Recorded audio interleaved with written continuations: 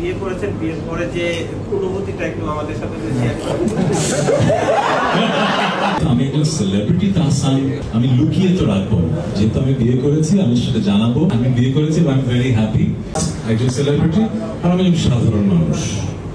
আমি কিন্তু যখন এখানে মানুষ দেখে মনে হবে যে আমি বিগ সেলিব্রিটি, তো আমার জীবনটা খুব সাধারণ। কিন্তু আমি কিন্তু সুপার শপে ঘুরি, আমি কিন্তু মাঝে মাঝে মাস্ক পরে রিক্সায় উঠি, না রিক্সায় ভুল বললাম, মানে হাঁটাহাঁটি করি, কিন্তু মানে আমি খুব সাধারণ একটা মানুষ।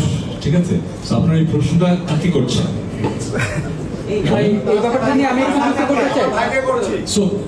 ভাইয়ের জন্য আসলে চমক না, এটা জীবনের একটা অংশ, এটা জীবনের একটা অংশ, আমার পার্সোনাল লাইফের খুবই ইম্পর্টেন্ট অংশ। কিন্তু যেহেতু আমি একজন সেলিব্রিটি তাহসান, মানুষ আমাকে সেই সম্মানটা দেয়, মানুষ আমার কাছে জানতে চায় আমার পার্সোনাল লাইফে কি হয়, আগ্রহটা আছে। আমি লুকিয়ে তো রাখবো, যেহেতু আমি বিয়ে করেছি আমি সেটা জানাবো, জানানোর কথা ছিল, আমি জানিয়েছি, এতটুকুই। এর বাইরে আসলে সাধারণ তাহসান যে বিয়ে করেছে তার আর কিছু বলার। বিয়ে করেছেন, বিয়ের পরে যে অনুভূতিটা একটু আমাদের সাথে শেয়ার করুন। বিয়ের পর অনুভূতি, আচ্ছা, অনেকভাবে বলা যায়। হয় কি, হিউমার না, রসবোধ।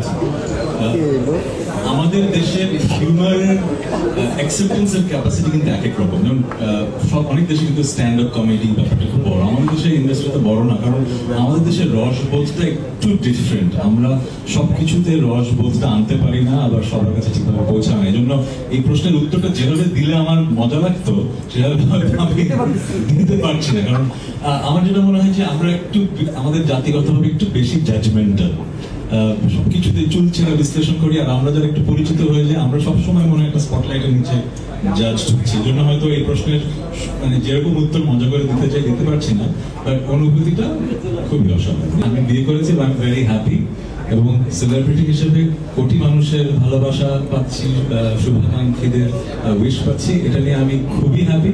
বাট আমরা এমন একটা দেশে বসবাস করি যেখানে আসলে সব দেশে নেগেটিভিটি থাকে, আমাদের দেশে একটু বেশি চর্চা হয়, এবং কাটতির জন্য এই ব্যাপারটা হয়। সবাই সবার কাটতির কথাই চিন্তা করে, আমি তাদেরকে দোষ দেবো না। যে ইন্টারভিউ নিচ্ছে সেও কাটতির জন্য, যে ইন্টারভিউ দিচ্ছে সেও কাটতির জন্য। সো আমার কাজ হচ্ছে যে ওই যে বললাম, বছরের পর বছর গান করে যাওয়া, মানুষের মনের মাঝে জায়গা করে নেওয়া, তাদের সাথে বন্ধন। 18 কোটি মানুষের 18 কোটি মানুষই তো আমার শুভাকাঙ্ক্ষী নয়, তাই না? আমি এটা বুঝি, পৃথিবীতে এমন কোনো মানুষ তো নাই।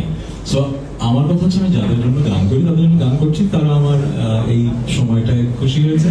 তো আমি নিজেকে ভাগ্যবান মনে করি যে আমি আমার এই মানুষকে পেয়েছি, যা makes me smile like this, and I'm very happy.